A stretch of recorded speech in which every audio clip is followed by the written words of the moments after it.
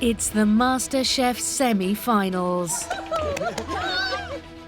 After an intense competition, only the 9 best cooks remain. Can you believe it? Semi-finals already. The cooks are getting better. The dishes are getting amazing. The challenges are about to get a lot tougher. And they'll face some of their most daunting challenges. Come on, come on, come on, come on, come on. I think there'll be food out, but it's going to come with a huge slice of panic. It's just mouthful after mouthful of just pure joy. I can't believe I'm semi-finalist of MasterChef. Can I say that? I can now, can't I? Yeah. It's got harder and harder as every round's gone on, and everyone's got so much better. I think everyone's food is good. It's just who nails it. No jagged edges anywhere, just perfection on the plate. That's the target. You know what you really, really want, but you're just a little bit too scared to dream for it, really. Our 9 best cooks all fighting it out because one of them is going to be our champion.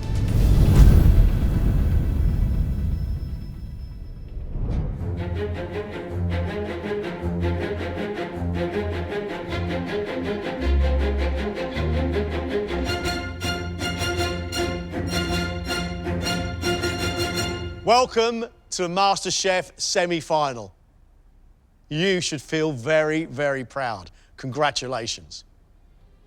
In front of you is your favourite ingredient. Your job is to elevate your favourite ingredient into an extraordinary plate of food.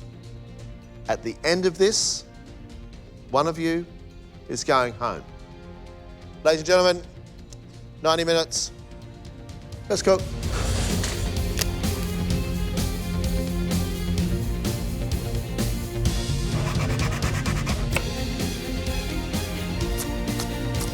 Lorna has a great repertoire.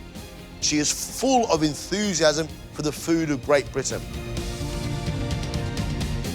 When I started off, it was just a bit of fun, and now it's just completely taken over my life. What's your favourite ingredient? My favourite ingredient is rhubarb. I love it. I love the taste, I love the smell, I love the texture. I have rhubarb everything in my house. I love rhubarb. I love rhubarb. Yes. What are you making? A kind of a set custard, and I'm serving that with a ginger crumble, some honey roasted rhubarb, a rhubarb and ginger puree, rhubarb jelly, some rhubarb crisps, and a rhubarb and custard shard. I don't think I've ever seen rhubarb used in that many ways. Lorna's using champagne rhubarb. It's very, very light and sometimes can be a bit too sharp. The thing is, you also don't want it too sweet. She's now got to elevate rhubarb and custard into something absolutely special.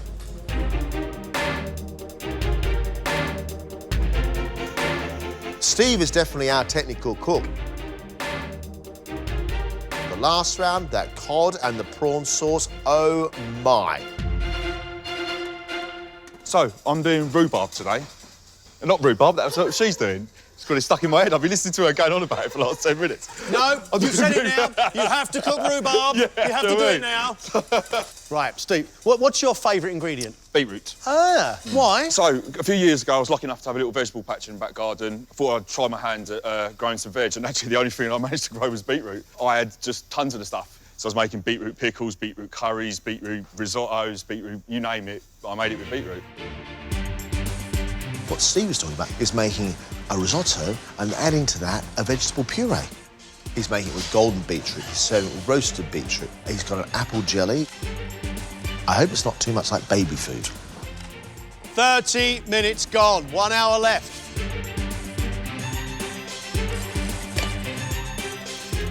Giovanna loves the food of Italy, and that's the food she does best, John, cooking with Italian ingredients. Getting everything right is the most important thing. You cannot mess up now. There is no room for error at all. Giovanna, favourite ingredient? Fennel. Ooh. I love fennel. My mum used to put it in loads of stuff. I put it in everything. I think it's really versatile, so I'm using the bulb, the stalks, the fronds, the seeds and fennel pollen today. What's your dish? So I'm making a fennel panna cotta. I'm making a fennel pollen tuile. I'm compressing the greener parts of the stalk, and I'm making a blackcurrant curd. I can't wait to try a fennel panna cotta. Good. I hope your wobble is splendid. I hope that too. Fennel's a bulb and therefore it's a bit damp and very, very earthy. As a dessert, does it really work? I'm not quite sure.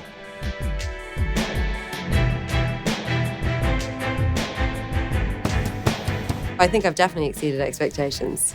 I've done a few things that the judges gave me great comments on, the last dish in particular.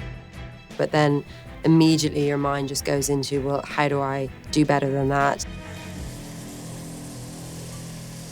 This was actually really tricky. Like, I had 100 different ideas, and I ended up settling on lamb. I'm using the loin. I'm going to serve that with some shaved fennel, an aubergine caviar, and a mint yogurt. And I'm also going to do a lamb neck pie.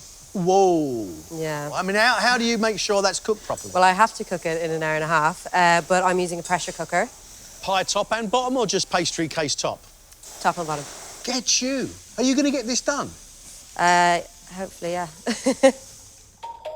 The biggest risk factor is probably the pie. That whole process will easily take an hour and 15 minutes. So I have very little margin for kind of error. 45 minutes left, please.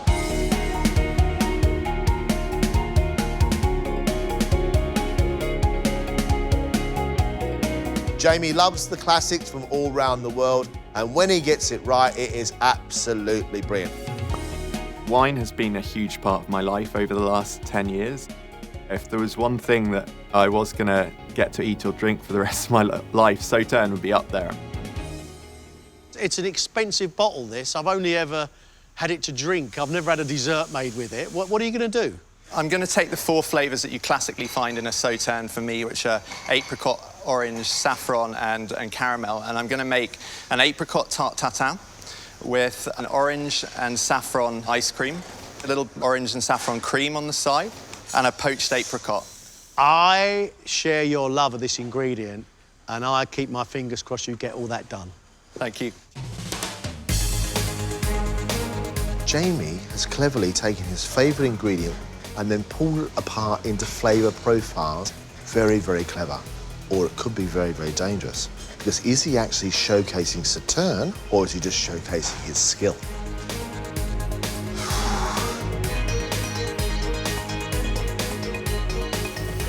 I absolutely love Faye's style. I think her best food has come straight from her farmhouse kitchen, and I love it. My favourite ingredient is pork. I'm very lucky enough we can produce a lot of our own pork at home. Why do you love pork? It's so versatile. You can have a bacon sandwich, you know, and anything in between. How are you going to use the pork today? I got a pork tenderloin, some little Scotch egg. I've got some little black pudding bonbons. I've got belly in the oven. Mate, this is a real celebration of the pig, isn't it? It certainly is, yeah. I'm confident in the flavours. I'm not confident about the presentation of it. But it is a nice dish, so we'll just have to wait and see. This is the most horrible job. Why did I decide to do this? 30 minutes left.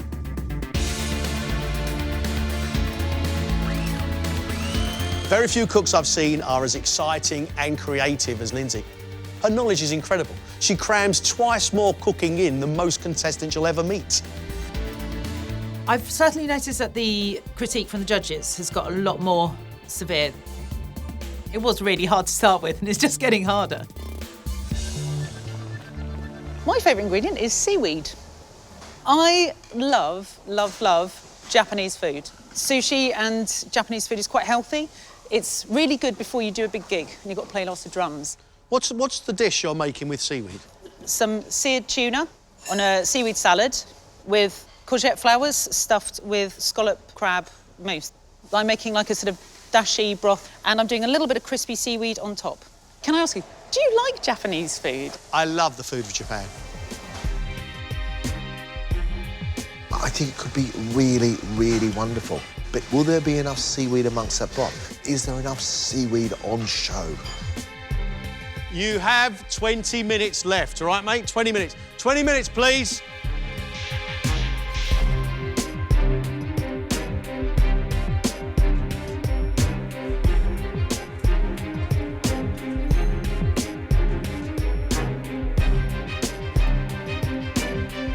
Salia has a style I've never seen before. That is the food of Pakistan and the food of North Africa coming together. And it is absolutely fascinating.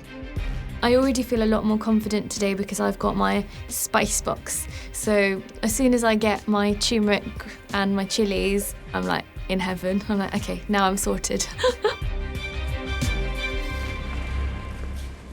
You've used so many ingredients in this competition already. I'm scared to ask you what your favourite one is. Cauliflower is my favourite ingredient. You're featuring cauliflower, yet you've got a mango on the go. What is your dish? Basically a trio of cauliflower-based Indian canapés. One is a cauliflower paratha with a curry. The other is cauliflower rice with dal and a cauliflower pakora. And the third is a potato and cauliflower tikki, which is like a croquet. And I'm serving that with mango chutney and coriander chutney. So again, we've got an array of stuff. We have an array of stuff, but this time everything in one will match the other. We've got a mixture and a feast of cauliflower spiced in many different ways. The thing for Saliha is we know she spices really well, we know she flavours really well, but how's it going to look on a plate?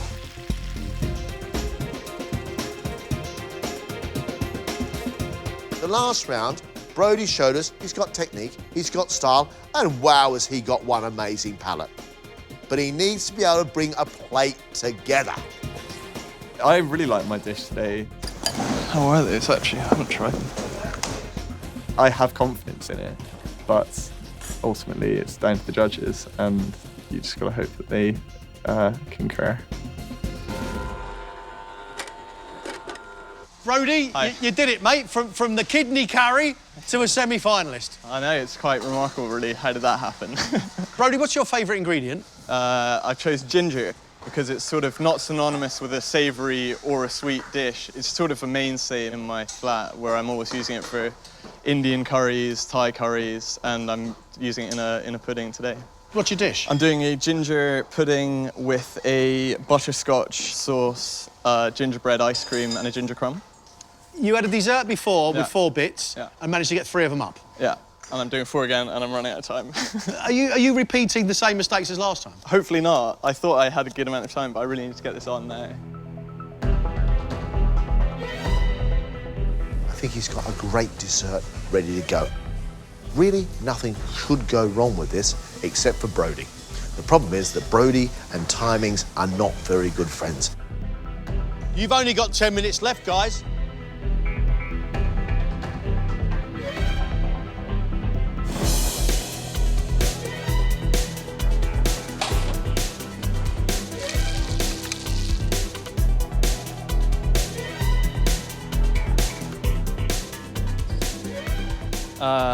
As you can see, it's not quite ready, but that was just a test. You wouldn't want it overdone, though, would you? I just like it done. You have only 4 minutes.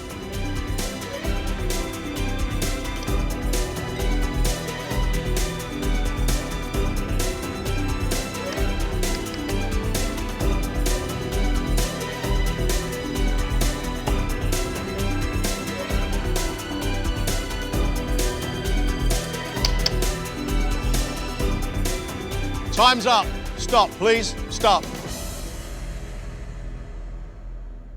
How was it? Doing, sweetheart? Well, I love your plate. My things fell down. They were standing up and literally he was like, time, they went like... Faye's dish is pork loin, braised belly, black pudding bonbon, and Scotch egg, served with apple puree, cider and chorizo sauce, and charred baby leeks. There. Look at that.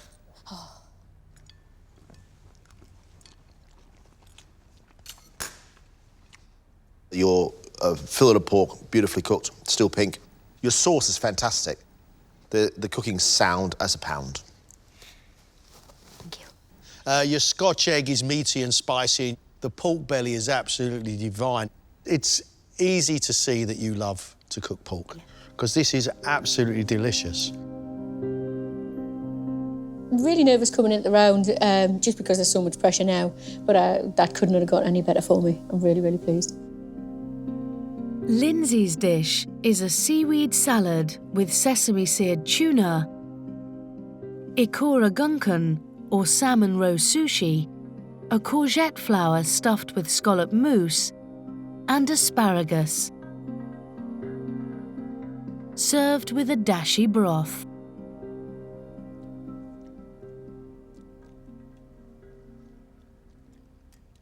The tuna's nice, the seaweed salad's nice, but there's nothing wow in it. I feel as though it needs more layers, more contrast, both in texture and also in flavour. I find myself craving a flavour explosion, whether that be heat or sharp pickling. I think it's very, very pleasant. I don't think it's setting the world on fire. I don't think I've done amazingly well. They didn't say, oh, it's all perfect and stuff like that, but, you know, don't know. Saliha has celebrated her favourite ingredient, cauliflower, by making a cauliflower stuffed paratha with benarasi, cauliflower and tamarind curry, cauliflower rice with dal and cauliflower fritters, and a cauliflower croquette with mango chutney and hot green relish.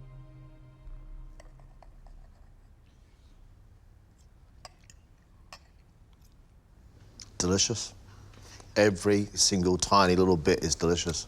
What I love about it is that the cauliflower is done in so many different ways, and every single bit has been matched with a sauce or flavouring absolutely perfectly. Saliha, magical. Oh, thank you. The flavours across this plate are delightful. They punch above their weight, yet the whole dish is so light and so delicate.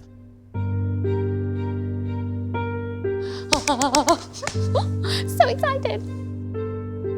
You feel like you're like a school kid who's done something really good and is given, like, a teacher gave them a sweetie or something.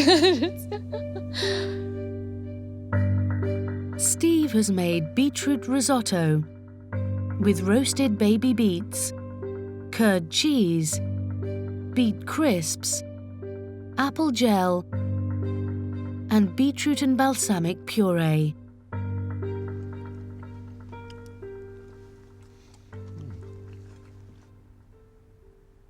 Beetroot, goat's curd, radishes, apple gel, beetroot puree down the centre. I think it's absolutely delicious. My issue is the risotto. It has the texture of baby food, but you've got puree running through the rice, which means it's very, very loose. You know how to plate a dish, that's for sure. That looks amazing, absolutely amazing. That earthy beetroot with the creamy goat's curd are absolutely delightful. That risotto is going to take some getting used to. That's a bit mixed, wasn't it? Obviously, the risotto was meant to be the main bit, and they didn't really like that, so, you know, I'm a bit gutted.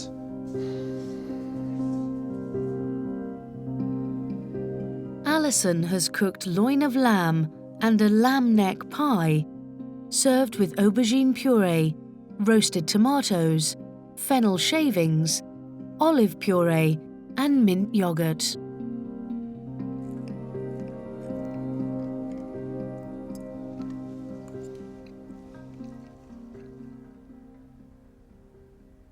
I love the lamb, the olive, the fennel, aubergine puree, and that yogurt underneath is sensational. Why there's a pie on the side, I'm not quite sure. For me, that buttery puff pastry just doesn't work with the rest of the dish. I think your pie is magnificent. I can't find anything on that plate to match it. I'm desperate to dip it into something, and everything I dip it into is too strong for it. I just felt so obligated to have another bit of lamb on the plate in some form. Yeah, now looking back, it just seems silly, really. Yeah. Giovanna has made a Fennel Panna Cotta, compressed fennel, a fennel pollen tuile, a fennel crumb, and a blackcurrant curd.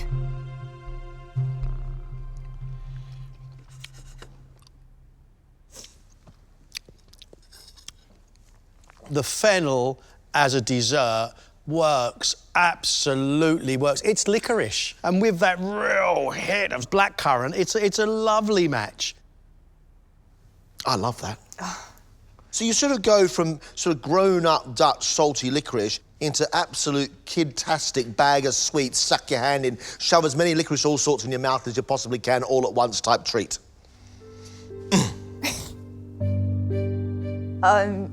Literally on top of the world to get those comments at this point.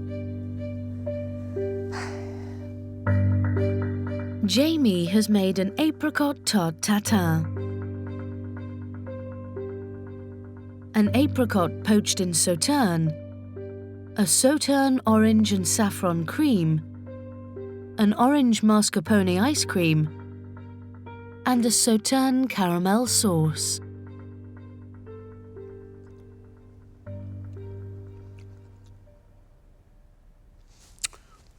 I don't pick up the flavour of that beautiful, famous dessert wine. However, I do pick up a fair slice of delicious throughout your dessert, that's for sure. It's almost deep with orange and caramel sauce. This is not a Sauterne's dessert. The whole thing is a celebration of apricots and orange, but a very, very well-made dessert at that. You know, they liked the dessert, they enjoyed that. So, yeah, I mean, that was the one positive I can take. Brodie has made a ginger pudding with a ginger crumb, gingerbread ice cream, and butterscotch creme anglaise.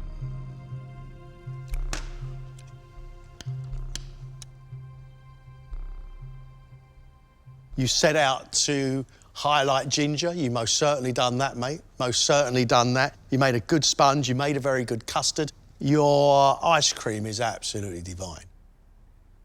I love the ferocity. And that, with the sticky, sweet custard across the top of it, is lovely. All I've wanted from you is a completed, coherent plate of food. And Brodie, that's it. I've been looking to try and pull one of those out of the bag at some stage. Yeah, really pleased. Lorna has made a dessert of set custard with rhubarb jelly, rhubarb gin and tonic gel, gin compressed rhubarb, a ginger and walnut crumble, and a rhubarb and custard shard.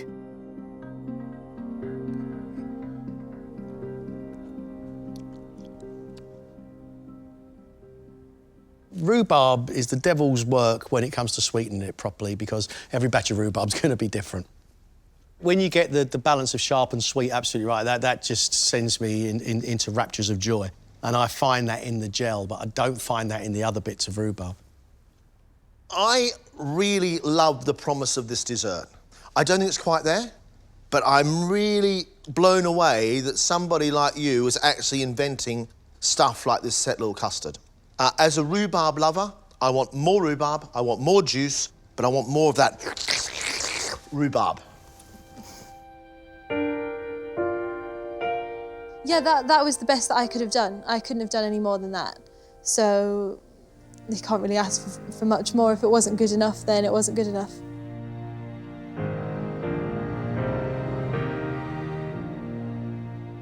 The start of our semi-finals and what food we got. I tell you who I think had strong performances. Faye, with her pork, she cooked it 4 different ways and every single way was beautiful. Giovanna did well. I mean, to turn a vegetable into a dessert, that's one thing. To turn it into a delicious dessert, well, that's just clever. Then you've got to talk about Brodie, because he's the man who showcased ginger and we loved it. Today, I thought he got it spot on. Sally, I celebrated the cauliflower. Gotta say, I loved that dish. I thought it was absolutely fantastic. I didn't particularly care for Steve's risotto. Flavoured with the beetroot as it was, made it very sweet for me. The bit where he celebrated the beetroot, I absolutely adored. I thought it was wonderful. Alison didn't quite hit the nail on the head today, and the reason I believe it didn't quite work was buttery puff pastry. I don't think the pie matched the rest of the dish, but it still remained a very good pie. Jamie's an interesting case. He picked sauterne to highlight, and he made us apricot, orange and saffron. None of them tasted like that celebrated dessert wine he'd set out to copy. Now, Lorna made us a set custard with rhubarb in many different ways. I wanted to be able to taste the real rhubarb, sweet, juicy, lovely, soft bits, as well as all the dainty bits around the plate. That's my issue with Lorna. Lindsay's dish, I think, looked lovely, and there was definitely a lot of seaweed in there. It just tasted a little ordinary to me. The flavour of Lindsay's dish was one which was just flat.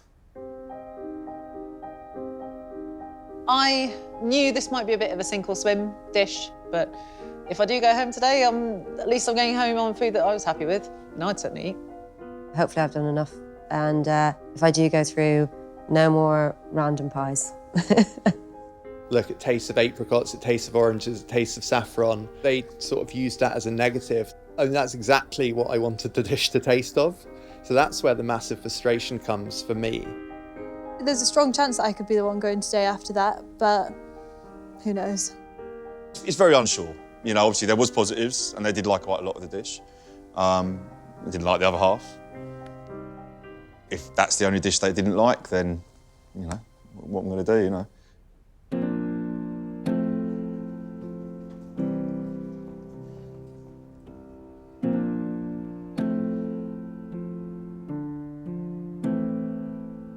We said at the start of today that we would be losing one of you.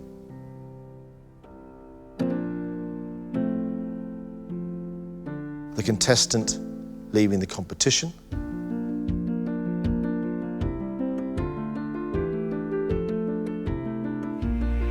is Lindsay. No worries. No worries. Oh, don't miss it.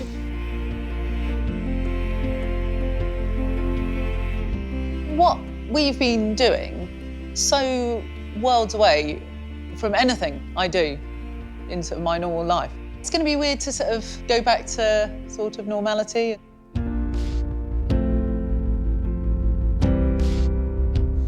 And then there were 8. Well done, honey. I thought I was toast. Final 8? What the hell? It just keeps getting more and more surreal. Definitely a big relief. You know, that was so close. An amazing day, an amazing day. Fingers crossed the next ones will be like this as well.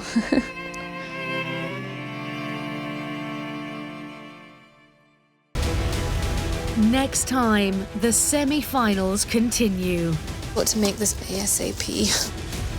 As the final 8 contestants are split into teams. Whoa! Just trying to get this first lot of fish on. Come on, Steve. And one more amateur cook will be leaving the competition.